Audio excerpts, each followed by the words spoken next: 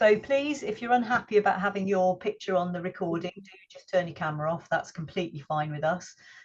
Welcome to the 2024 Seal Alliance Masterclass. We've got great speakers with some inspiring stories and some interesting bits and pieces and facts and some great conservation work. Impacts from the outside and the inside. So yeah, we're covering a lot of bases this time. I'm going to do a quick introduction and then we'll go through the list of speakers which you've already received. I have remembered to press record. Any questions, please put them in the chat. If we've got time after each speaker, we'll take a question, but the chances are we won't have time, in which case we'll do them at the end. But if they're in the chat, we can always respond to you afterwards. And please do stay on mute so we don't have any feedback issues. 2023 for the Seal Alliance was a very busy year. We had lots of meetings.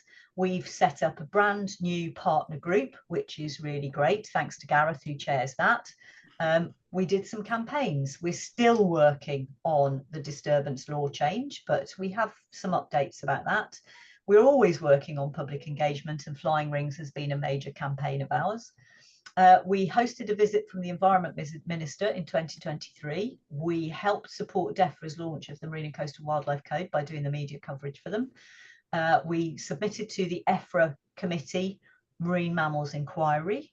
We encouraged the police to much more proactively follow up a seal shooting incident, the only one that we've had that we're aware of in 2023 and 2024. Fingers crossed it stays that way.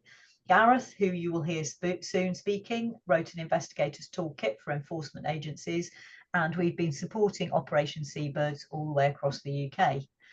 We did quite a lot with Flying Rings, but I'm not going to go through those because I don't want to pinch Jenny's thunder, so I'm going to leave those.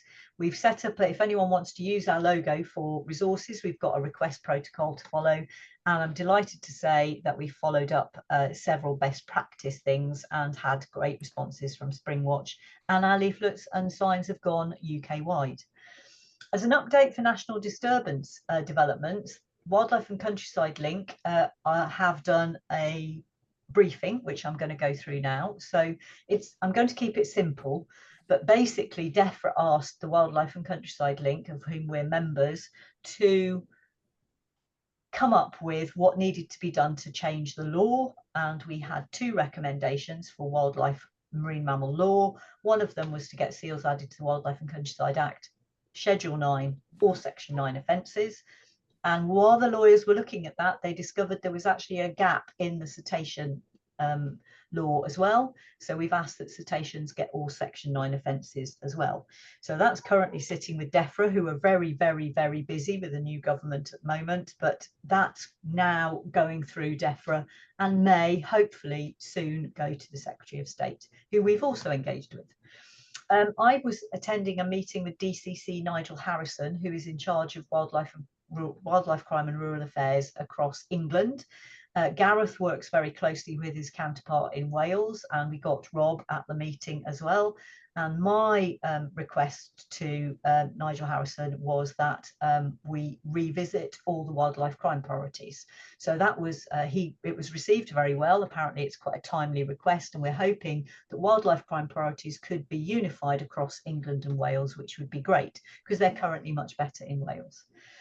Special Committee on Seals, Sea Mammal Research Unit have had our disturbance, dead data and census data because Jessica Churchill-Bissett from the MMO asked us to send it to the Special Committee on Seals team, which is exciting. So the data that we're collecting is important and wanted by the highest order of seal researchers in the UK. And then this is the one that really excites me, is we're hearing from the Marine Management Organisation that they're very keen to set up a national activity and disturbance reporting scheme for seals, cetaceans, birds, that the National Operation Seabird website could be passed from Operation Seabird to the Marine Management Organisation, be a very complex website, and that they are talking about a national licensing scheme potentially for recreational activity, which is quite interesting. And then we also sent our wildlife crime data. Several groups of us look. Kent, us, St Mary's Island, Sal represents them, and Yorkshire Seal Group sent in data about seal disturbance. This was the stuff from us in Cornwall. And basically, we had 336 seal disturbance incidents impacting 2,250 seals in 2023. And 44 of them were actually in SSSIs. And 2 of them, we had sufficient evidence to report to the police. And both of those got followed up with enforcement letters. So that was quite interesting. But the bit at the bottom, this report hasn't been released yet, but the bit at the bottom is taken from the report. And you can actually see, if you can see the bottom of your screen, anyway, that marine mammals had the second worst number of disturbance of illegal incidents, wildlife crime incidents against them as opposed to fisheries. So even more than badgers and even more than bats, which is really, really important. So there will be a future focus, hopefully. Right, that's me done. Over to Jenny, who's going to present about flying rings. Jenny, over to you, hun. Hi, everyone. I'm Jenny Hobson, as Sue says, and a member of Friends of Horsey Seals. I'm also a volunteer for RSPCA East Winch Wildlife Centre. And it's through this that my link with seals and my passion with seals has come. Many of you will know about these poor seals that have been seen caught in plastic flying rings. These 2 slides, if you go on to the next one, Sue, are just some of the seals. The problem is, in case you don't know, is that people play with plastic flying rings on the beach or near waterways, and it's very easy for the wind and tide to take the ring and it ends up in the sea. Other rings can simply be discarded on the beach. When they're in the sea, young seals, but not exclusively young seals, find them, and being curious, they investigate them, sometimes putting their head through the middle. They can't get them off. They have flippers, not arms like us. And as they grow bigger, the ring cuts deeply into their neck. Very sadly, these seals will suffer a very long and painful death through infection of the open wounds and through starvation. Rings restrict the ability of the seal to extend their neck, which they need to do to hunt and to find food. And in the bottom left of this, you can see a typical open wound. It's one of the worst wounds that you can see that have been seen with some of the seals. A few of the seals have been rescued by groups such as Friends of Horsey Seals, by BDMLR and seal sanctuaries. But we think we're only seeing a small number of the seals. As we know, most of the time seals are at sea and they're out of human sight. Thank you, Sue. So I was moved to start an awareness campaign 5 years ago.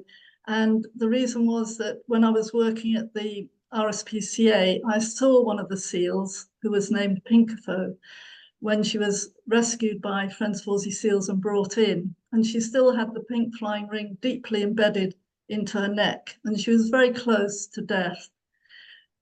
And I just felt I had to do something to try and stop this happening to other seals.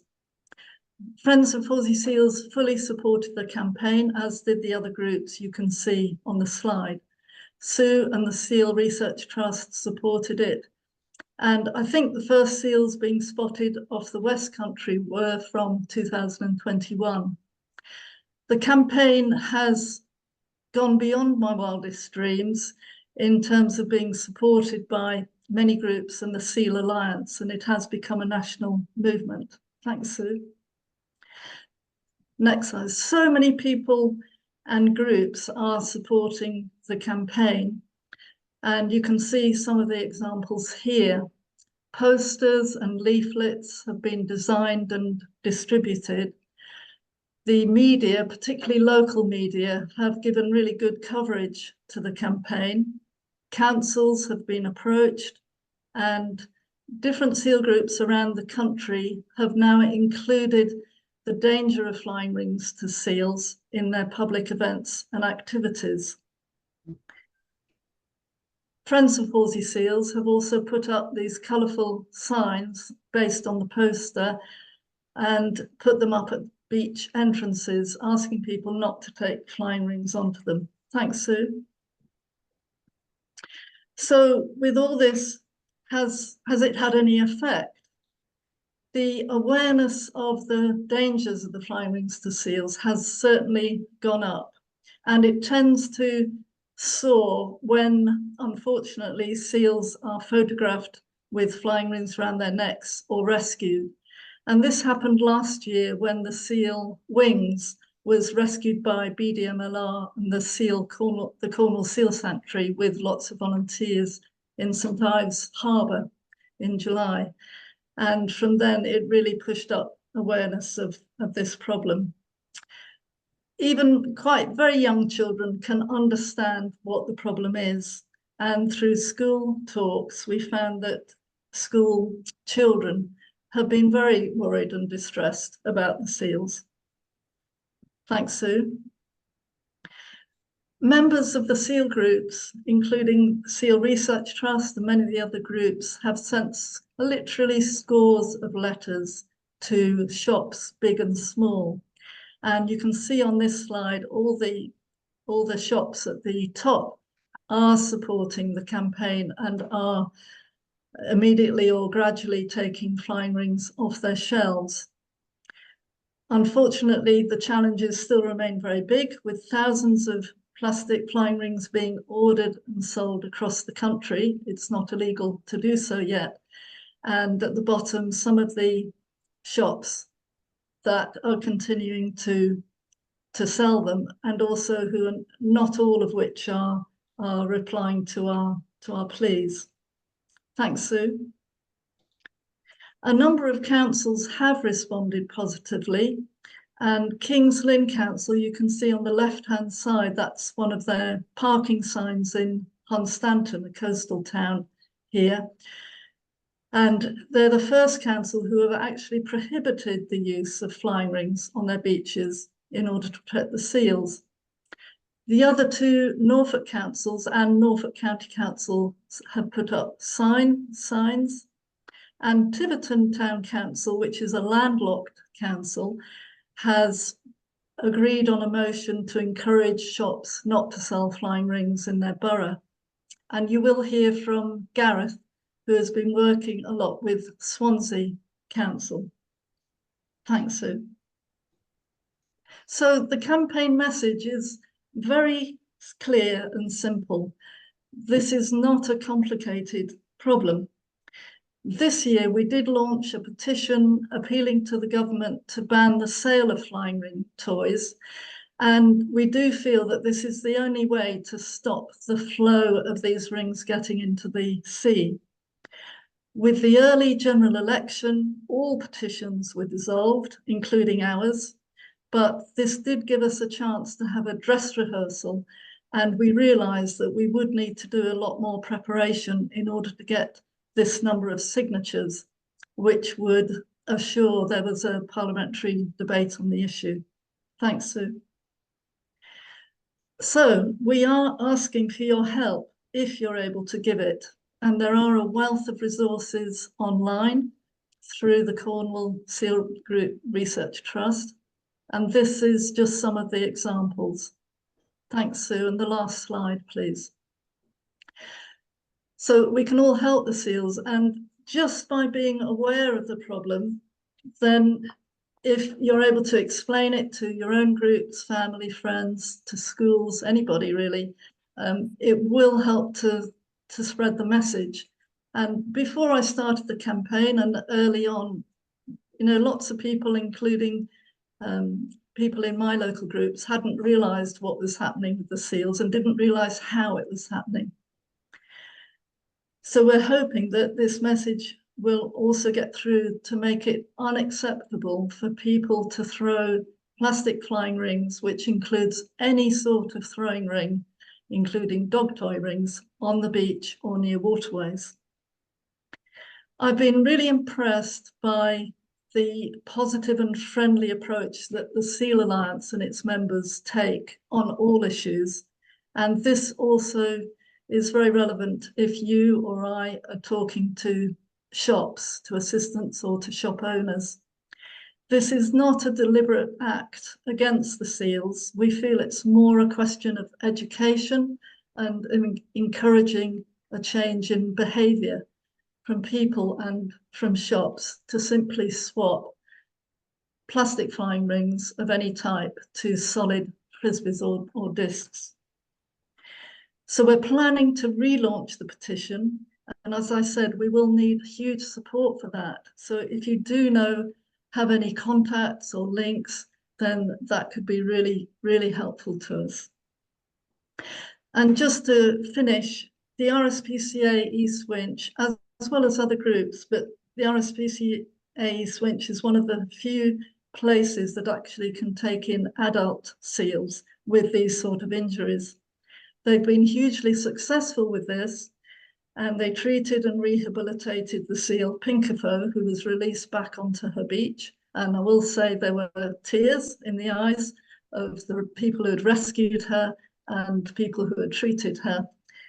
But it's a sobering note that it will cost between 10 and £15,000 to treat and rehabilitate an adult seal over several weeks, up to 3 months.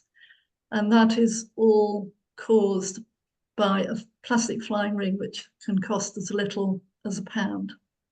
Thank you very much.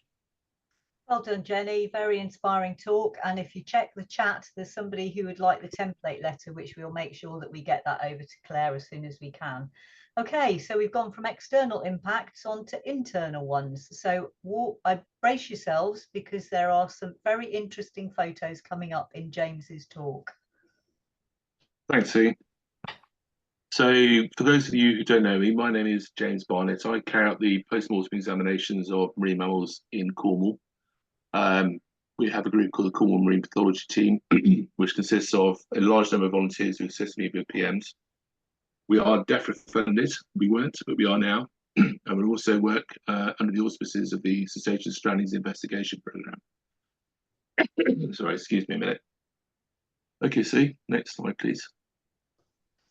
So I want to talk to you about seal parasites. It's something that we encounter on a very regular basis during the course of our postmortems, and I often get questions asked during a PM about these parasites and what they are and what damage they do and what their life cycles are like. As you probably know, a parasite is an animal that lives on another animal and essentially doesn't give anything back in return and can cause debility to the animal that it's infecting. Obviously, the main idea of a parasite is that it drains nutrients from its host without actually killing it, but under certain circumstances, as we know, the host can be killed. And parasites that we see in seals, or the ones that I've experienced anyway, tend to be pretty much always in either the respiratory tract, so the lungs and trachea, and the airways, or the gastrointestinal tract, the stomach and the intestines. Thanks, Sue. So the first one is this little critter, which is a nasal mite, and it's the most common parasite that I've seen, to be honest. We see this in probably 90% of the seals that we PM, particularly pups. And they look like grains of rice, as you can see in the bottom right-hand picture, but they're actually arthropods. So they do have legs, as you can see in the left-hand picture, and they are believed to be spread primarily by sneezing, snotting, nose-to-nose contact, coughing between seals. So it's a direct life cycle. And they live in the nasal cavity, particularly at the back of the nasal cavity, but in really bad infestations, they can get into the pharynx, so the back of the throat, the larynx, and the esophagus. And that's particularly in debilitated animals. Usually they don't tend to cause a great deal of harm, but in some animals, in heavy infestations, then they can cause inflammation, even ulceration of the mucosa, and increased mucus production, which is probably why a lot of seals do produce quite a lot of snot. Next one, please, Sue. And then moving further into the respiratory tract, this is probably one of the most clinically important parasites that we see in seals, and this is a lungworm called Otostrongylus circumlysis. So this lives predominantly in the airways of the lungs. It can get up to about 10 centimeters in length, so it's a pretty long, big parasite. And it lives, as I say, in the airways, and also it will migrate through the circulation, the blood vessels of the lungs, so we can find it in the pulmonary artery, and also it can get as far as the left ventricle of the heart.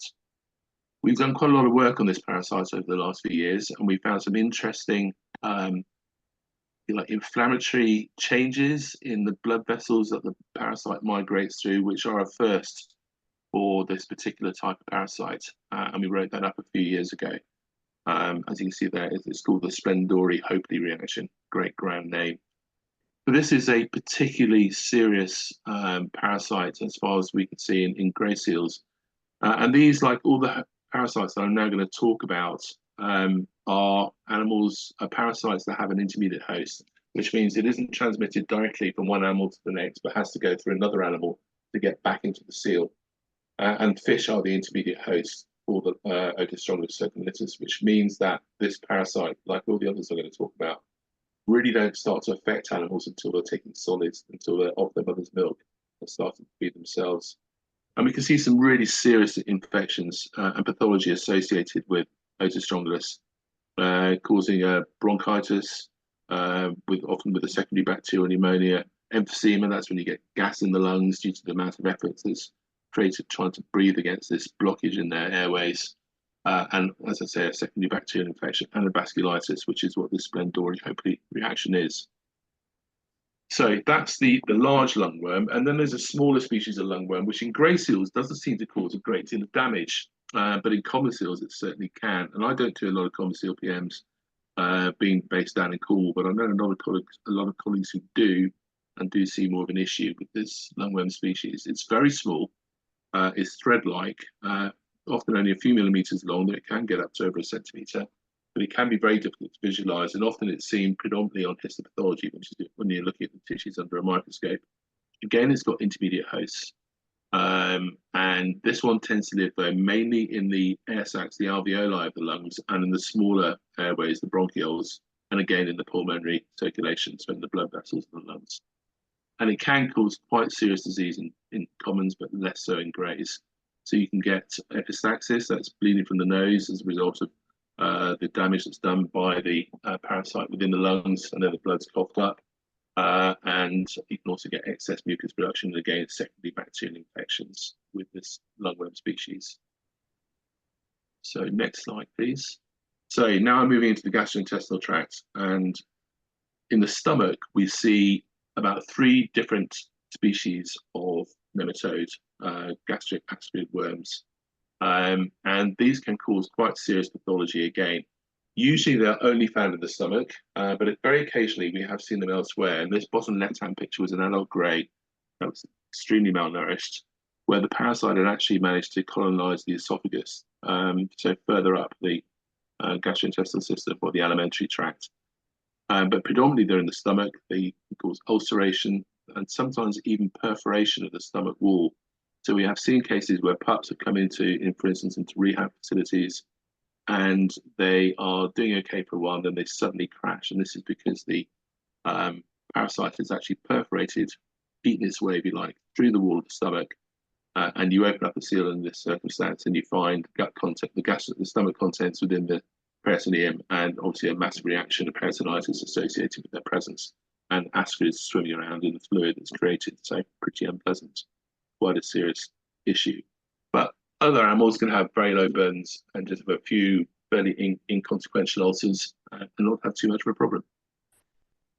So moving on to the next one. So this is, as far as I'm concerned, a relatively innocuous parasite, but it's called a canthocephalon. So it's a slightly different species of worm, or type of worm, which lives in the small intestine. And the only way I can describe it, it looks like a comma.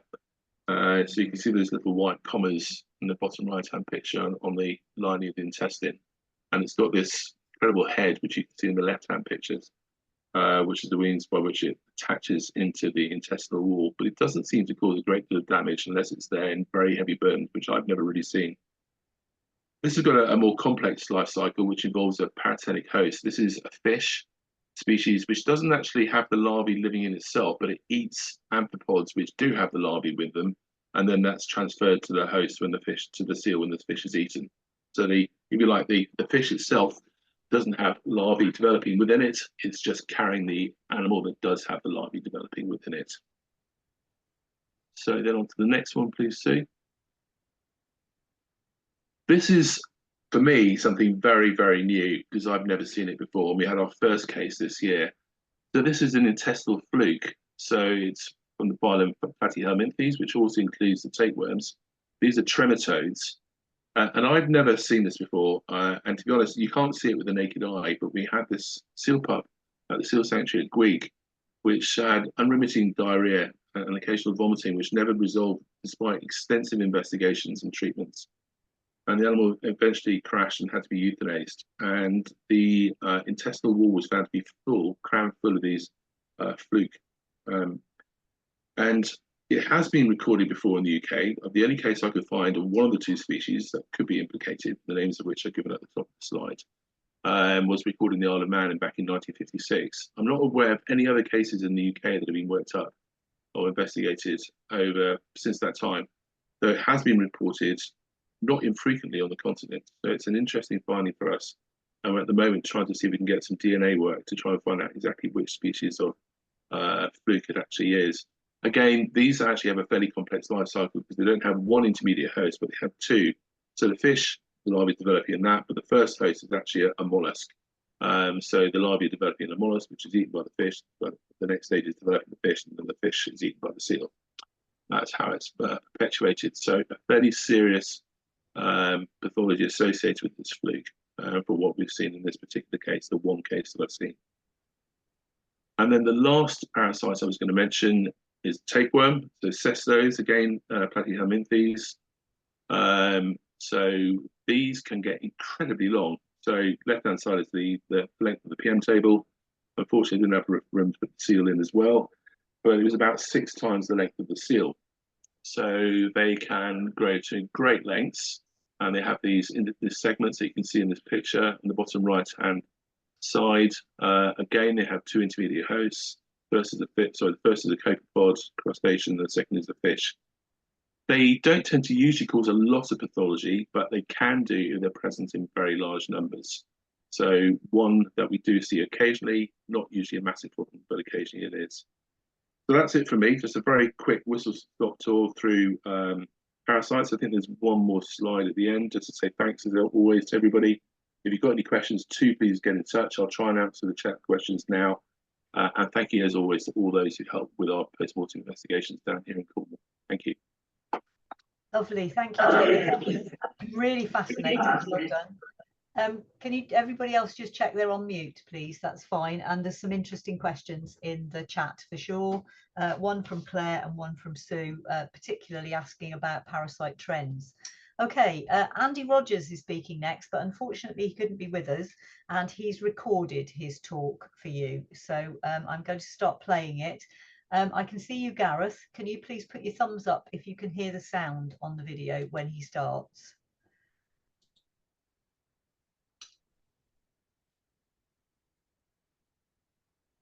Sorry, it's just silent right at the beginning. So good evening, everybody. What this presentation aims to show is how seals' natural behaviour can change when people's leisure activities take place in and around sensitive seal sites. So during a period of an hour and a half, I was able to record seals' behaviour changing from calm, relaxed, sleeping and bottling to being edgy and having their sleep disturbed by human activity, which overall resulted in the size of the developing haul-out being stunted, 4 seals frightened into the sea, 14 crash dives, at least 31 raised heads, and individual seals being disturbed on a number of occasions. On the day of my survey, I started at 13:10, low tide was at 18:13, so still 5 hours away, and seals started to arrive in the area at 13:43. As these pictures show, they were all relaxed, their eyes were closed, and they were bottling, so please note that relaxed behaviour. I've just stopped it because I need to stop sharing my screen to put the volume up, I think. So please just bear with me a second. I am so sorry. And I'm sure the video is now going to start at the beginning. So I'm just going to show is how to take place in and around sensitive seal sites. So during a period of an hour and a half, I was able to record seals' behaviour changing from calm, relaxed, sleeping and bottling to be... Oh, I was trying to reply to Claire, to Ruth. I'm really sorry. Ruth, can you still not hear? I'll keep playing. Being edgy and having their sleep disturbed by human activity, which overall resulted in the size of the developing haul-out being stunted, 4 seals frightened into the sea, 14 crash dives, at least 31 raised heads and individual seals being disturbed on a number of occasions. On the day of my survey, I started at 13:10. Low tide was at 18:13, so still 5 hours away, and seals started to arrive in the area at 13:43. As these pictures show, they were all relaxed, their eyes were closed, and they were bottling, so please note that relaxed behaviour.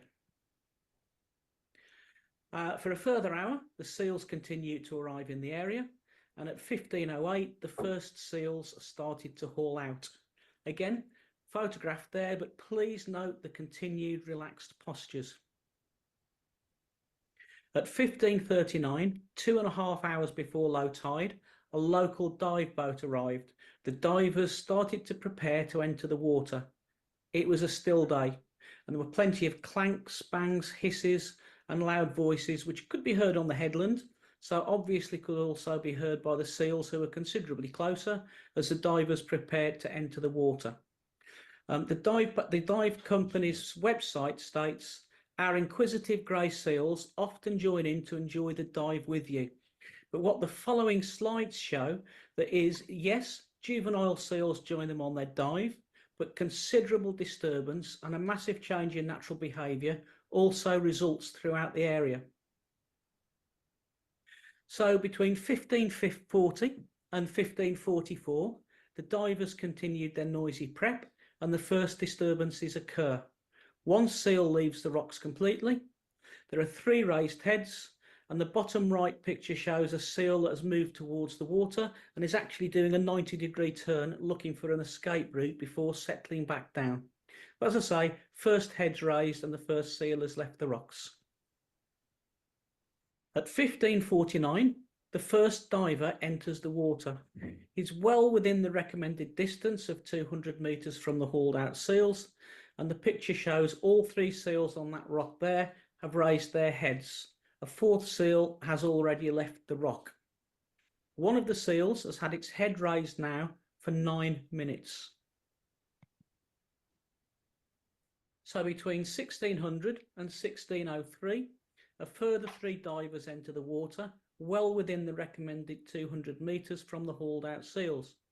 By now, the mood of the seals in the area has changed dramatically. The seals pictured on the right are alert, watching intently, and often diving beneath the surface. Compare the postures of these seals to those on slide 2, where they were relaxed, had their eyes closed, and were bottling and sleeping. This demonstrates a change in natural behaviours caused by the presence of the boat and divers. Now, these pictures were also taken between 15:59 and 16:03 while the divers were entering the water. And these 3 seals pictured had hauled out onto the main biggest body of rock available to them.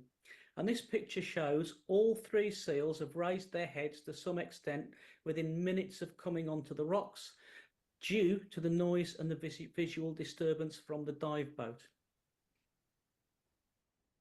And at 16:10, the plot thickens. A locally based tripper boat arrived in the area. It's drifted to well within 100 metres of the hauled out seals, and the pictures below show 2 hauled out seals who have their heads raised, and those heads are raised due to the boat's proximity. One of the seals has moved from relaxing in a rock pool on the left-hand picture and is considering entering the sea in the right-hand picture. Those are the same seals as on the last slide that have been disturbed by the dive boat.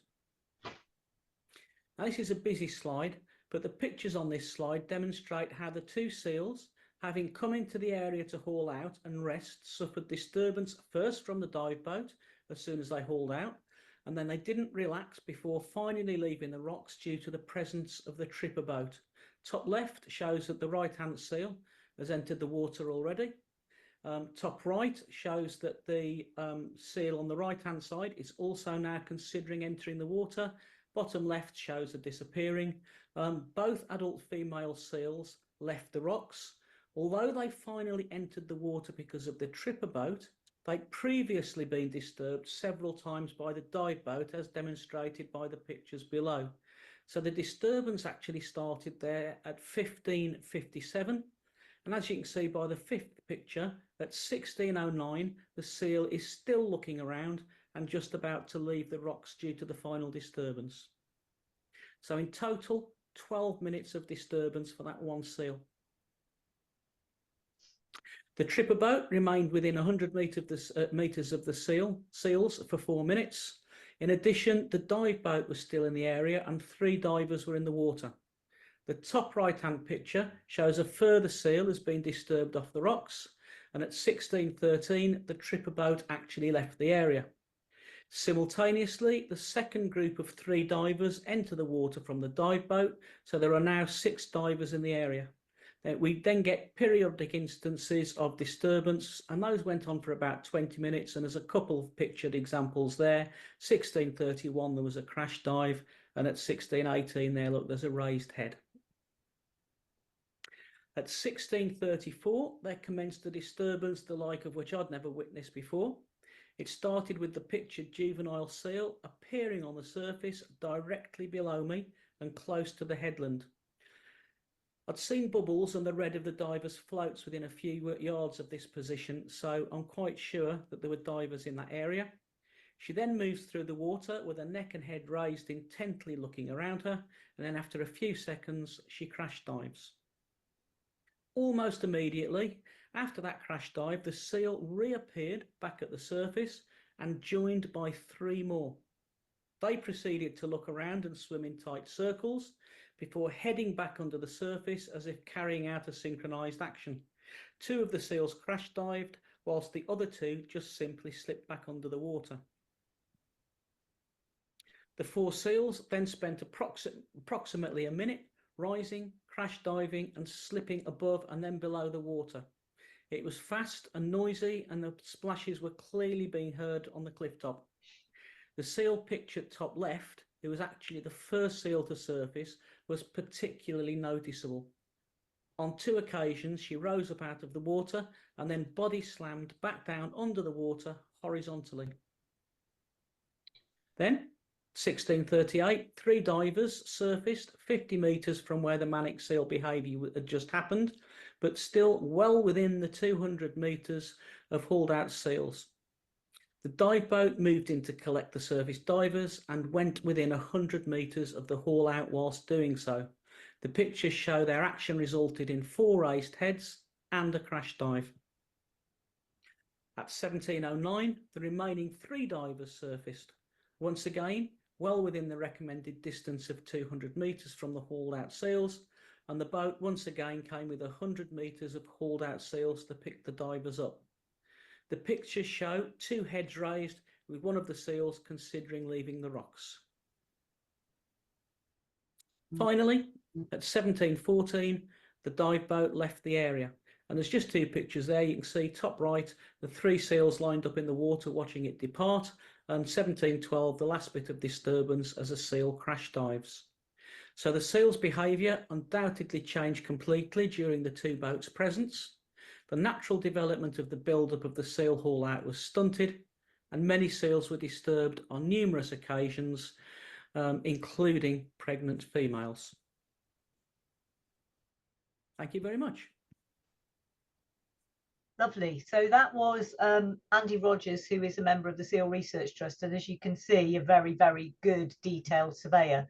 But it leads on very nicely to Sal Bennett from St Mary's Island Wildlife Conservation Society, who is going to share her own slides. So I've just stopped sharing so that Sal can take over. Right, I'll just try and get this done. Don't forget to put your questions or queries in the chat, everyone. Lovely. Well done, Sal. Is it all working okay? Yeah, you just need, that's it. Lovely. Looks great. Okay. Well, hi, my name's Sal and I'm from St Mary's Island Wildlife Conservation Society.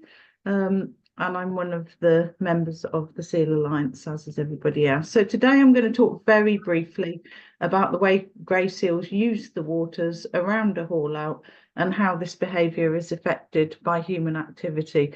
This will cover some of the stuff that Andy's just covered, but not in as much detail. This is more food for thought, really. So unlike other marine mammals, seals' survival depends on 2 environments, the terrestrial and the marine. And haul-outs are generally intertidal, meaning that the same rocks or beaches can actually change daily, well, do change daily between these two environments. And as well as land for seals to rest, digest food, molt, and on some sites breed, a haul-out offers an important marine habitat where seals hunt, rest, and carry out really important social interaction in the waters, which make up these dynamic habitats. And each of these functions, whether it's terrestrial or aquatic, is vital for a seal's survival. Seals spend most of their lives in a solitary existence and only congregate in numbers on or near a haul-out.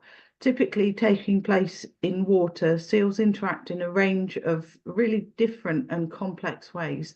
On our site is a non-breeding haul-out, and the interaction that we see mostly is subadults honing their mating skills. Less dominant bulls, unable to compete on breeding grounds, take the opportunity to find females who are receptive for the first year, and young seals learning how to behave around other seals. And these rich social interactions, especially those associated with breeding, can actually be maintained for hours, and sometimes we have seen these going on for days if undisturbed. Haul-outs are typically located near a good food source, and our coastal fringe is rich in foraging opportunities for our grey seals. Both juvenile and adults hunt close to the haul-out, and obviously coastal foraging near to a haul-out reduces the seal's energy burden with less distance to swim during foraging trips and much closer proximity to land for rest and food digestion. So seals have many sleep habits, both in and out of the water. In water, they can bob, they can bottle, and they can drift to the seabed. And all of this sleeping behaviour can be witnessed with eyes closed and nostrils remaining in the closed reflex position. So bobbing and logging is a form of sleep where a seal allows its body to be suspended in the water. Bobbing at the surface allows the seals to effortlessly intake air when required, while logging allows the seal to breathe by simply lifting its head. Seals can also log and bob below the surface of the water by allowing themselves to sink to varying depths. Seals below water, they return to the surface without waking. As CO2 builds up, an automatic rear flipper reflex returns them to the surface to breathe. So while some seals rest near the surface, others go deeper. The seal simply switches off and sinks. In this deep sleep, seals can be carried by the current, but some will find rocks to secure them in one spot. In deeper water, seals go into what's called a sleep paralysis and spiral to the seabed. These individual seals are only seen from the surface when they come up for air, sometimes in the same spot repeatedly. So seals do not vanish when their terrestrial resting spot gets covered with the incoming tide. And we actually believe that some seals on our site and everywhere else will be resting on the same rocks as the tide ebbs and flows. They just become invisible. Whether hunting, resting, or interacting, all this aquatic behaviour changes as a result of human presence in or on the water. So what might a disturbance look like? Well, generally it's a head suddenly appearing as a kayaker, paddleboarder, swimmer, diver or motorboat approaches, or a bobbing or logging seal waking from its sleep to keep an eye on the intruder. While most seals move away from the disturbance source, we know some do investigate. This curiosity is easy to take advantage of, and is the sort of seal interaction many people seek without thinking about the effect on the seal. We regularly observe what appears to be waters empty of seals until someone approaches, then multiple heads suddenly appear at the surface. All of these seals have stopped resting, foraging, or social interaction and are now in a state of vigilance. While initially most seals in the intermediate vicinity will come to the surface to investigate, our studies show most will disperse, abandoning their original position and activity. Most people enjoying this sort of interaction fail to understand the impact that they're having. After the seal's initial investigation, we see crash diving, when a seal makes a sudden unprepared dive as a response to human presence. This has a particularly high energy burden upon the animal and is known to be a flight or fight response. This behaviour usually precedes the seal moving away from the haul out. On land, this would be referred to as a level 3 disturbance, which is the worst level of disturbance recorded. We've seen that repeated disturbance caused by persistent water activity negatively change our site dynamic. It reduces the haul-out numbers and at times have coincided with our most catastrophic haul-out failures. So the best way to avoid changing a seal's aquatic behaviour is to never seek haul-outs or active in-water sites to interact with seals. Many organisations, including Seal Alliance, now recognise this as best practice. So, and if you're needing to pass an area populated with seals, maintain a good distance and keep moving. So the next question is, well, what is a good distance? We have identified from our studies, we've identified that on our site, water activities taking place any closer than 200 metres from mean water level of the haul out, because you have to remember that a haul out changes where its boundary is will change depending on where the tide is. So 200 metres from mean water level always results in change of the seal's aquatic behaviour. It's not a maybe, it is a certainty that it will change. Since 2020, water-based activities have increased dramatically, and in this increase has meant seals at haul-outs are becoming increasingly vulnerable to disturbance, especially to their aquatic behaviour. So we are now working with our local police marine unit as part of Operation Seabird to raise awareness about seals' aquatic behaviour and the impact of disturbance caused by water-based recreational activity. As we did with land disturbance, we aspire to get the word out and shift people's expectation of what is acceptable interaction with seals in water. And we hope that in time we can establish a protected marine zone to accompany our land-based wildlife refuge. And maybe one day we hope that marine disturbance to seals will be seen in the same light as land-based disturbance. So thank you for listening. And if you'd like more information or you think you can help us to reach our goal, then please drop us an email, which you can get from Sue. I'm sure she'll pass it on. Okay, thank you very much. Well done, Sal. Can you stop sharing, hun? Thank you. And can I just say that, Sal, I love your aspiration. I think it's fantastic. And at one time, we didn't think you'd get your land-based refuge, and you managed that. So watch this space for the water refuge as well. Okay, I'm going to share my screen and get the presentation up. The end of Sal's would be a good idea. Okay, here we go. So I am not an expert about seal whiskers at all. I'm trying to role model learning about seals.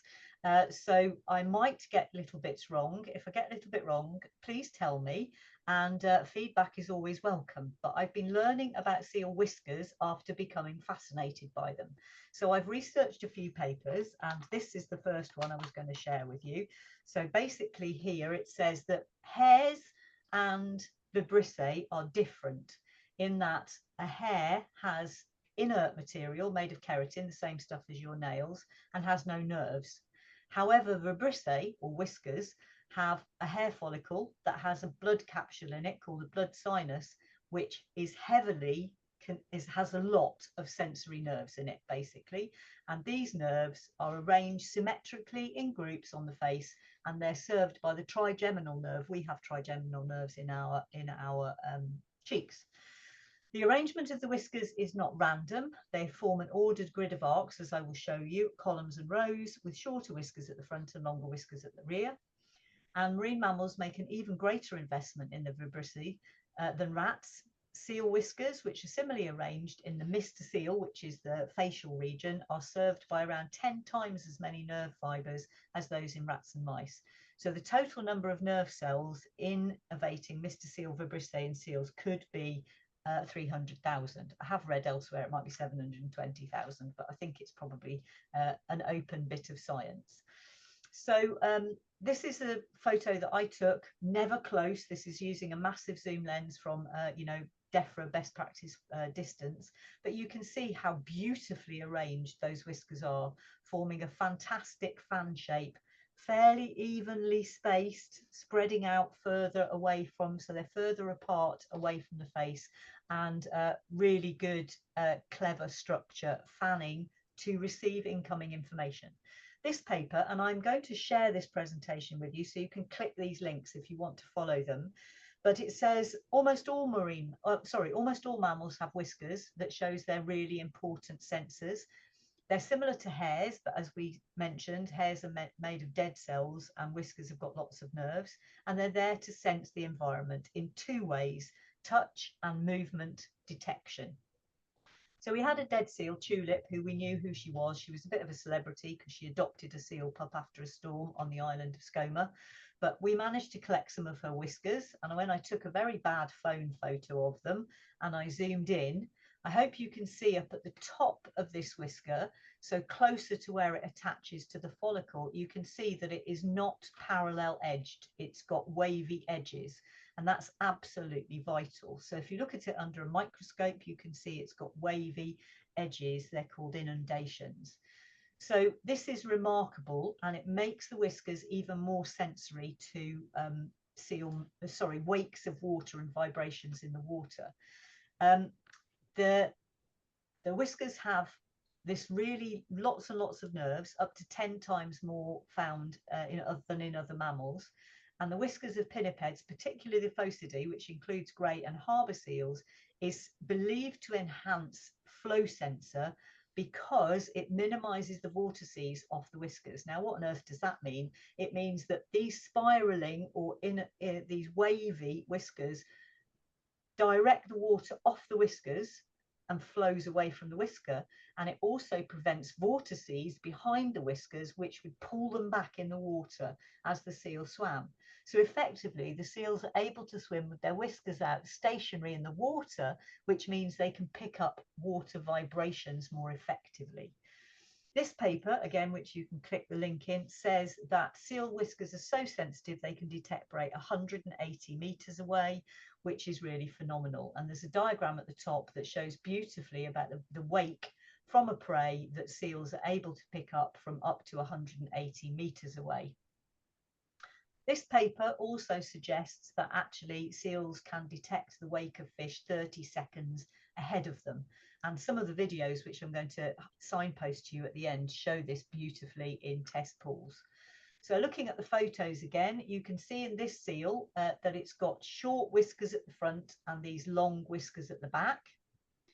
This seal, because it's bottling, and Sal will say that it's resting and undisturbed, which is great. Undisturbed and relaxed, the whiskers will flow backwards and follow the kind of profile of the face. However, as soon as the seal is starting to move its muzzle muscles, those whiskers are going to start to move, and they can move all the way forward to produce this incredible fan that almost covers the front of the seal for it to be able to detect those wakes. They're perpendicular to the skin when they are erect and not relaxed when the muscles are moving them. And can you also see that the muzzle is forming little ball shapes, like you've got little tennis table balls inside its cheeks, because its muscles are contracted and moving the vibrissae. So there are actually 4 types of vibrissae. 3 are visible here. So we've got the Mr. seal, which is the facial vibrissae. The rhinal vibrissae, rhinal means nose, so they have 2 on top of their noses for fine-tuning movements in the water, and they have supraorbital vibrissae, otherwise known as eyebrows. So here's a relaxed seal, and you can see the follicles with the Mr. Seal vibrissae. You can see the eyebrows, and you can see that rhinal vibrissae. I cannot tell you how long it took me to get photos of rhinal vibrissae. They're so hard to spot. Okay, you can see the structure of the follicles. You can see these beautiful rows and columns. I counted this, and I think this seal might have 39 follicles on that side of its face. So it's got 39 pairs. This one, I think this is a very unusual seal, and I could be wrong, but I think this seal has got 3 eyebrows in a triangle structure, whereas this seal has got 4 eyebrows in a kind of rhombus square shape, but with the 2 at the top of the back of the head slightly closer together than the 2 at the bottom. This has got 4 eyebrows, and this one has got 5 eyebrows. Now, when you have 5, I know it doesn't show very well, but when you have 5, it forms a pentagon shape as opposed to a square. No idea what happened to this seal's whiskers, and I'm not going to go into what on earth caused that scar. And then this is my favourite seal, Chairlift. He's got 5 as well, but they're quite hard to spot. 1, 2, 3, 4, and the 5th one is here. And this one, this adult male as well, has got 5, and he's also quite snotty. So I'm suspecting he might have some parasites, who knows? So 5 eyebrows there. And then the 4th type of vibrissae was put in the paper I'm going to show you in a minute. These might be vibrissae on the top lip of the seal as well. They're called labial vibrissae. And this paper here talks about the structure and function of labial vibrissae. What I'd like you to look at in this photo, which I was gobsmacked when I took it, all the Mr. Seal whiskers at the top are facing outwards perpendicular, but the lower Mr. Seal vibrissae are pointing downwards, which is really fascinating. So this speaks to the fact that actually, as the papers say, vibrissae can be moved independently and individually. So this is my favourite seal, Chairlift, who I first met in 2000. I've seen him today, which is incredible. Please watch his whiskers. He's shaking his head about. You can see his eyebrows. He's got 5. And he's got shorter whiskers at the front, longer whiskers at the back. And every time he yawns and moves those, muscles in his muzzle, his whiskers respond accordingly, sometimes making that beautiful fan shape, and other times being a half-hearted yawn, not making such a difference. Beautiful, calm day, absolutely gorgeous, and remembering now that these whiskers can move individually and independently. I think it's very cute when he partly opens his mouth to yawn. It's very cute. There you go. Wonderful, wonderful whisker movements for sure.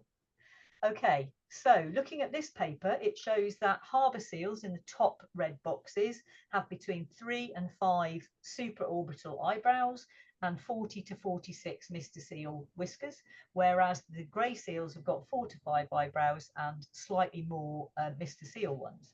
Now on to nerves. So apparently you can get non-hairy skin, in which case you'd get different kinds of nerves in your skin.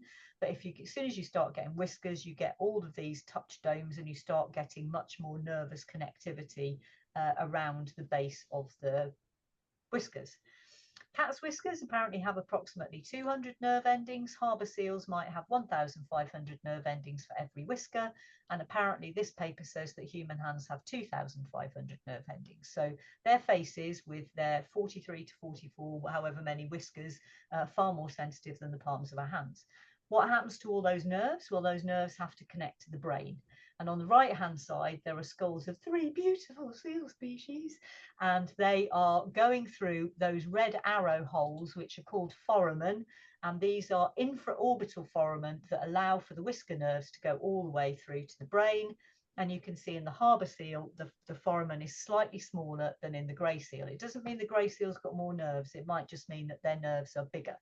And here is a photograph of the skull, and you can see the red bit here is the infraorbital foramen where those nerves go through. And of course, we've not even begun to touch on what else the seals use their vibrissae to sense and how they communicate on land. So here we've got 2 seals, whiskers back, whiskers forward. What's going on here? Here we've got 2 seals communicating, both sets of whiskers forward.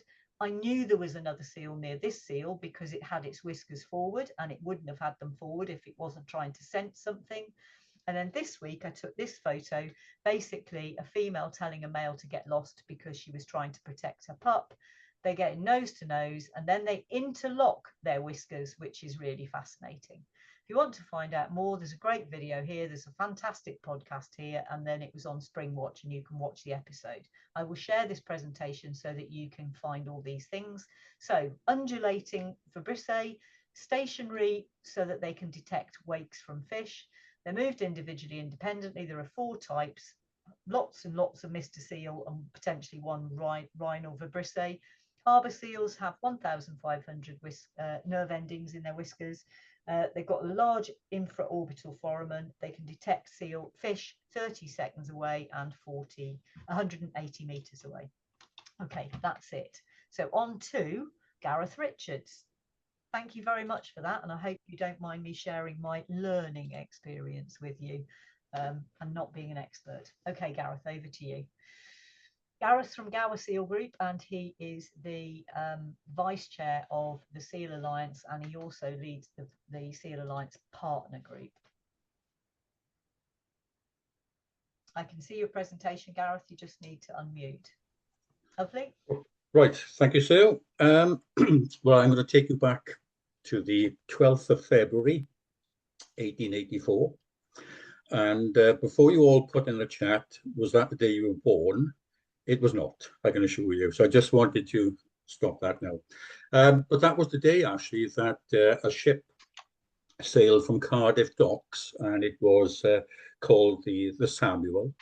And it was laden with some very good quality, very expensive anthracite coal, and it was due to sail to Santos in Brazil.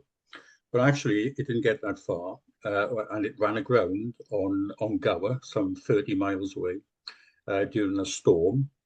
And the anchor that you can actually see in the photograph there is purported to be from the Samuel.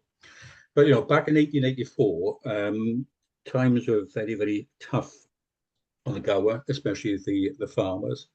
But the community showed great spirit, and they raised funds to buy the shipwrecked coal, and they collectively removed all the coal from the ship to heat their homes during that winter sort of period. So, you know, for me, it was the community were galvanized into supporting a very sort of worthwhile cause. And all I'd say, and the reason I give you that little tale, I just want you to put that just in the back of your minds at the moment. When I formed Gower Seal Group 3.5 years ago, it was in direct response really to me witnessing disturbance on Gower, and there was no other group available locally that were doing anything for the protection and conservation of seals. So that's why I formed Gower Seal Group there, really. And you know, it was an absolute sort of pleasure to go out and speak to the public, because it was definitely an appetite out there for information as well. And it doesn't matter what age you were, because the youngest I've spoken to in a school is 4, and the oldest I've spoken to in one of my talks was 104. So there's a bit of a difference between the two there. And last year I delivered 52 talks, and in fact I counted up this afternoon this year, slightly behind, but I've done 37 so far this year. But you know, at the end of the day, it's an absolute sort of pleasure to speak to people, and it's a pleasure as well to have the support of not only the Seal Alliance, but the Seal Research Trust and many other groups across the UK as well, who've created these excellent leaflets which would satisfy us with the appetite for information. And when we heard of the incredible work that Jenny Hobson was doing over in Norfolk, it was only right for us to support Jenny, and obviously to support the seals and make sure that they didn't come to harm on that side. So one of the ways that we looked at perhaps engaging people was we would place these flying rings up on the front of our gazebo, because that would actually elicit two questions to the public. Some people will come up to us and say, how much are you selling the flying rings for? So that started a bit of a conversation. And others would come up and say, why are you selling flying rings? Because they harm seals. So that started the conversation as well. So again, you know, that actually sort of moved on to me looking at a thing called the Public Spaces Protection Order, which came about as a result of an act of Parliament back in 2014, in fact. And it was my intention to apply to the local council here to see if they would sort of ban flying rings under this Public Spaces Protection Order. The more I looked at it, and being an ex-police officer as well, I got a curious sort of mind, and I know that interpretation of the law is interpreted by people differently. But when I looked at these PSPOs, they didn't really sort of fit the protection of sort of wildlife there. But because we are members of the local nature partnership, I got to point out that's my dog making the sound in the back, if you can hear it. She always does it when I'm speaking. But you know, we are members of the local nature partnership. I'm very proud to do that, to be with that as well. So what I actually did was that I applied via the local nature partnership because the coordinator was employed by the local authority. And so what I actually did was to send in over the next sort of 6 months as much evidence as I could, and photographs similar to this one here. I don't know if you can see, but in that particular photograph, there are 2 pups and there are 3 mums as well. So the 3rd pup is just around the corner. But if you look carefully at the photograph, there is a flying ring. And the flying ring is right in front of that unsuspecting mum. Now that's quite a powerful photograph as far as I'm concerned. You know, you had these incredible animals on this sort of beach, and this man-made flying ring there, like Jenny said earlier on, which, you know, cost £1. But you know, there was I needed to do something about it basically. So I, through my social media channels and giving talks as well, I really wanted to sort of highlight the people, the retailers on Gower that did support us, like David in the photograph here, who got in contact with me one day and said, look, you know, I've been selling these rings for ages. I didn't realize the damage they were causing. Would you come down and take them off the shelf? And he handed over 22 of those. And Tracy in this photograph did exactly the same thing as well. And she's talking there to Sean Fletcher from Country File, because they came down.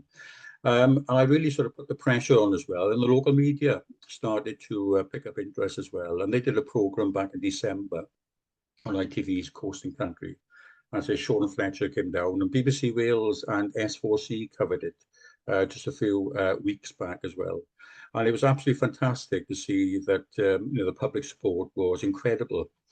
But to be honest with you, I totally underestimated the amount of feeling there was in the community against these flying rings. And it was 140 years after the Samuel went aground that the Gower community actually came to help me. And that community spirit that they showed 140 years ago came to the fore, because they started to individually canvass their local councillors. And I'm pleased to say back in, well, quite recently actually, the 5th of September, Swansea Council, at a full council meeting, they unanimously voted to support our campaign. Now, this is unprecedented in Swansea, because cross-party support in Swansea is toxic. They don't agree on anything at all. This is the first time, so I'm told, that they have unanimously agreed in it. And what they actually did, it wasn't under the PSPO, because PSPOs cannot cover it. And where I wanted them initially to ban flying rings on 4 of the beaches that they owned, they went one better than that. Because the motion, I'll just read it out to you, the motion they passed, they agreed that all residents of Swansea and visitors to Swansea should not buy flying rings, and retailers in Swansea should not sell flying rings. But additionally, they went on to say to all the council members present. They were asked as community leaders to encourage retailers in the respective wards not to sell them and to deter people from using them. And like I said, this was far better than I could have imagined. It was not tailored just to 4 beaches, but it was a blanket, clear message. So as far as I'm concerned, it was an absolutely fantastic result. So what next? So my mission is to galvanise the support of all the councils in Wales to follow the leadership of Swansea Council and basically make Wales a flying ring-free zone. So on the 6th of November, I'm really pleased that I've been invited to deliver a presentation to the All Wales Local Nature Partnership Coordinators meeting, with a view of securing their support to submit similar motions across Wales to their respective councils as well. So also the council here, the PR machine has really sort of driven quite fast today actually, and they're keen to publicise the decision. They've spoken to all schools and written to all schools in Swansea to deter their pupils from buying flying rings in the future. And there are many, many more actions in the pipeline, which hopefully will go through pretty soon. But I just want to finish up and just cover a few learning points for me, really. And this is to all of you. Please keep getting the message out there, far and wide, and champion our environment and the wildlife. And, we need people like all of you, the 71 of us on this call tonight, to do exactly that. Go out there and champion. Use the resources which are readily available from us and many, many other sort of organisations, as people like to take leaflets away and read them later. Most important, get to know your local councillors. That is so important there, and engage with them as well. Join your local nature partnership. They've been around since 2010. They are an incredible collection of organisations, businesses, etc., and people who are like-minded as well. And finally, never underestimate the extent of public support, and please harness the community spirit just as they did 140 years ago. And that's it too. Thank you. Wonderful. Thank you very much, Gareth. Okay, and I don't know if I managed to take myself off mute before when I was trying to introduce Gareth, but he is the Vice Chair of the Seal Alliance and also the Chair of the Partner Group. And an inspiration too, as you can see. Right, I'm going to share my screen again because last but not least, we have Rob Wells, who is a member of the Seal Research Trust. But back in 2008, James Barnett, who's on the call tonight, came out with a very painful sentence for me, which changed my life, which is great. Thank you very much, James. Some of the most painful things can be the most important things that you ever hear. And he said, well, it's great what you're doing, Sue. I'm paraphrasing, James. This is not what you said. But it's great what you do, but unless you're doing it everywhere else, it's not an awful lot of use. And he was right. So I encouraged other people around the Southwest to start doing this, and Rob was one of them, and he's been doing it for a decade. So Rob is going to tell us what the outcome of 10 years of research in St Austell Bay has been. Over to you, Rob. Hello, everyone. Just to introduce myself, I was born in Yorkshire, in Scarborough, 1948. Loved the sea, lots of fishing and wandering about. Never saw a seal. Yorkshire Seal Group note. They weren't around in those days. I got absolutely no wildlife qualifications apart from my nature badge when I was a cub. When I retired, I could do more marine stuff, which took me to a talk by Sue Sayer. And this is where interacting with people comes into, immediately comes into action, because Sue's talk was mighty interesting. I thought I could do that, this photography stuff, but I didn't. Then shortly afterwards, in the February, I met a big seal in the harbour I called him Septimus, and that made me buy a camera. I did. I thought I'll go out and do some photo identification. And on the very first outing, I got to a little cove and there were some seals in it. And so that was the birth of STAB, St Austell Bay haul out site. It's a winter molting mainland haul out site, one of only 2 on the south coast of Cornwall. And then at a seal meeting, I learned that the other mainland winter haul out molting site on the south coast of Cornwall was not being monitored, and it was only 3/4 of an hour to an hour away. So I took that one on as well, and have done them ever since. Thankfully, I've got some helpers now. Kirsten came 2019. She's brilliant. She does most of the Roseland site. I've got some helpers. Helen Patton-Dermott now have joined me on the St Austell Bay site, feeding albums to Emma.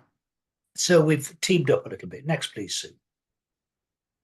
This was on the very first day, and now I immediately see seals looking at me and thinking I've disturbed them already, because we had to then. We didn't have any way of hiding.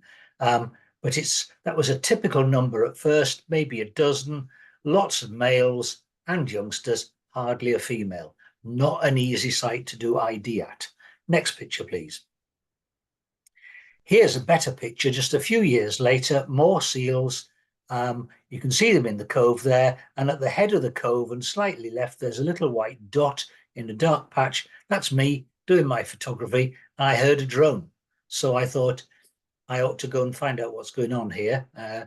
And against current advice, really, I went and had a chat with the person who was flying the drone, and we got on quite well. It wasn't I didn't go and shout at him, and he was very wildlife friendly. He hadn't disturbed the seals, and it finished up that he said he would not come again because he hadn't realized it was a private land and so on.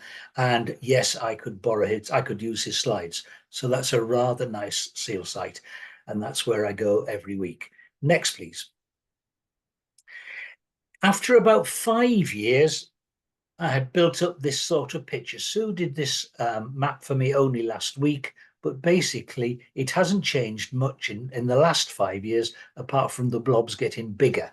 And it shows that seals that I photographed at the Golden Star fit in with sites all over an area stretching from the Scillies to Portland Bill, and from Skomer down to Brittany. And so the biggest blobs are actually on the Roseland site.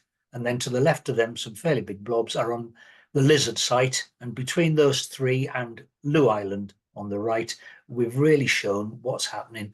And we know a lot more about seals along the south coast of Cornwall from what we've been doing. Next, please. And we should say, shouldn't we, that those seals are all linked to your site that have been seen elsewhere? Yes, there's seals I've photographed that someone else has photographed elsewhere. Our site was quite quiet at times regarding people. You just get a few having a look down there. But word got around, more seals, and we started getting lots of folk. The landowners became concerned, as we did. They were concerned about safety and the welfare of the seals. We were more about the seals, of course. Next picture. The landowners agreed to make the area a rewilding site. And the left-hand picture shows the field stretching across with a fence across the middle. That was when the fence was first put up. And the second picture shows a couple of years later, the site is rewilding nicely. So we are benefiting lots of wildlife, as well as just giving our seals a bit of peace and quiet. And casual walkers along the coast path now walk straight past and don't go through the little gate to see the seals. People, you can if you want, but it's taken away some of the pressure and given us a good buffer. Next, please. It's worked well. Top left is a harvest mouse nest that I found on a visit with Cornwall Mammal Group, involving them with the site. Bottom left, the landowners have very generously put up some perching poles for the owls, and you can see that that one's working a treat. I've got pellets from underneath, but haven't analysed them yet. Top right is a survey pod that enables us to look at the seals without disturbing them and without people seeing us either. So that's really helpful. Top picture is the local wildlife, marine wildlife group called Three Bears Wildlife, joined the Sealy people and we put a couple of thousand little trees around the edges and in various places on the site. And bottom picture shows the best bit at the moment. It's doing well. We've already got a real asset for wildlife thanks to the seals. Next, please.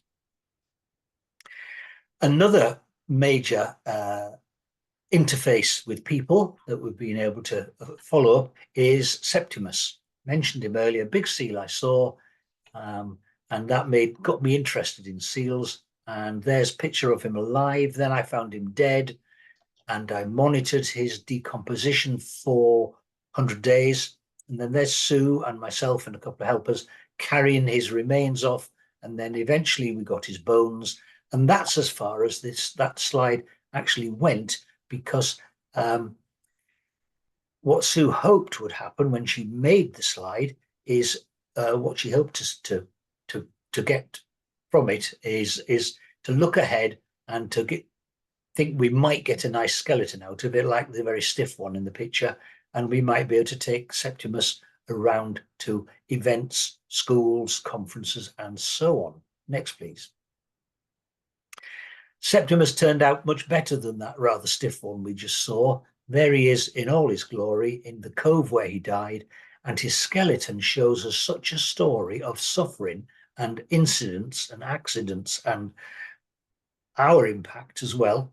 It really is very moving to work out, to see what a tough time everyone had, all the seals are having.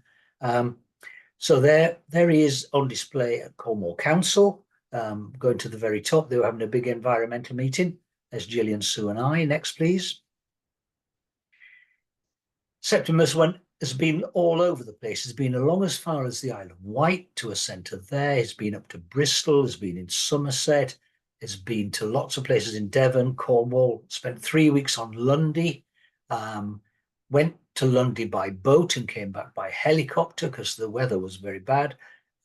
This particular picture is in Mevagissey Museum, which is in the harbour, and one of our lows, our on-running lows, is the fact that our fishermen, fishers, don't like the seals. They hate them, some of the older ones, and it's going to be a long job converting them. But we've started by showing their children and grandchildren Septimus, talking about Septimus, all the problems Septimus had.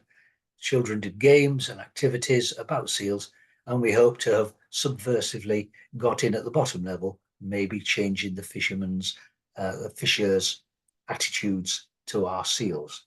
Next, please. Obviously, we've got signage, Seal Alliance there. One on the right is, I got together lots of stuff to make that, and Sue kindly helped me with the graphic design. And there's a seal one we've got, and also a bird one, telling about particular seals that have been seen locally. And people are seen reading them quite often, although they've been taken down at the minute. Yeah, next, please.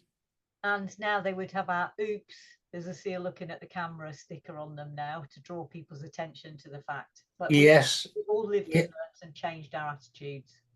Yeah, and similarly, the middle picture here, here's I forget the name of the seal, but looking at us. This one's looking at us, and I forget his name. Anyway, as well as getting to people at the ground level, it's good to actually get data to people. And we have looked at what's happened at this site 3 times so far.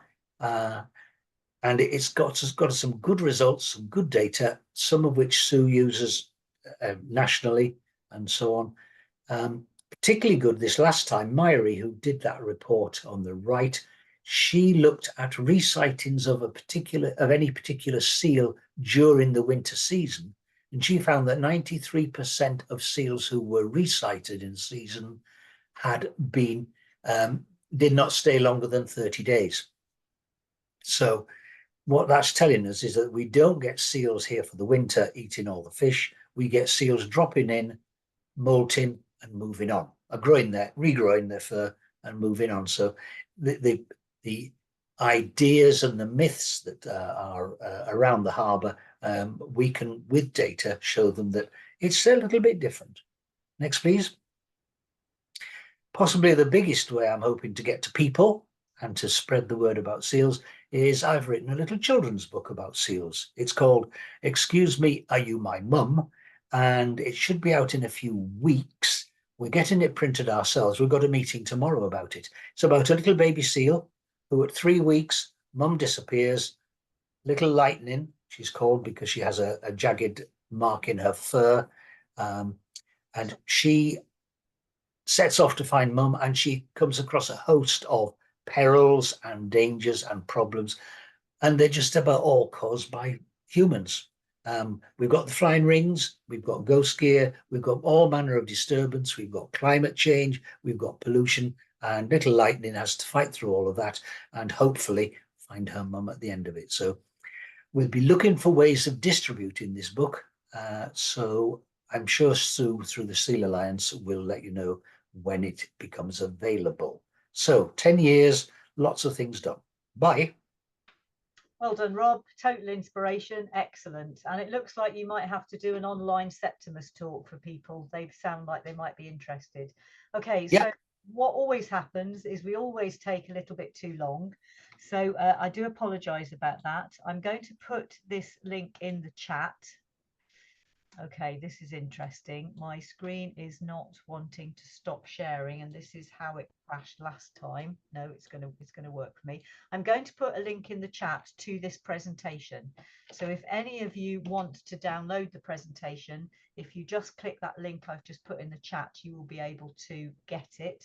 I can't see it in the chat, but I've just put it in. There we go. You will be able to get it. And then I'm going to stop recording, but before I do, I'm just going to say thank you very much for attending. We will take questions if you wish. If those of the speakers are willing to stay for a few minutes, if any of the audience want to ask a specific question, then please do. But I'll stop recording now. Let me just find the stop recording button.